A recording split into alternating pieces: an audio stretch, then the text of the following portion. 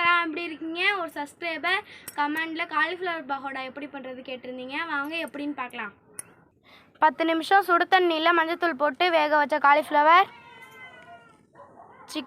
Chicken 65 தூளும் காரத்தூளும் இஞ்சி பூண்டு பேஸ்ட்டு, கடல மாவு, உப்பு, கார்ன்ஃப்ளவர், அரிசி மாவு. இந்த காலிஃப்ளவர் கூட இந்த எல்லா மசாலாவும் சேர்த்துக்கலாம். இப்போ நல்லா கிளறி 10 நிமிஷம் ஊற வச்சுக்கலாம். 10 நிமிஷம் காலிஃப்ளவர் நல்லா ஊறிட்டு எண்ணெய் நல்லா காஞ்சிட்டு இப்போ ஊற வச்ச காலிஃப்ளவரை போட்டுக்கலாம்.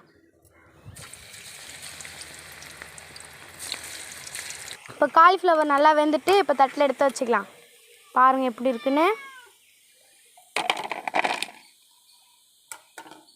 ஃப்ரெண்ட்ஸ், நீங்கள் கேட்ட காலிஃப்ளவர் பகோடா ரெடி ஆயிடுச்சு. பாருங்கள் எப்படி இருக்குன்னு.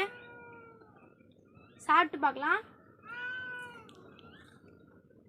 உண்மையாகவே சூப்பராக இருக்குது.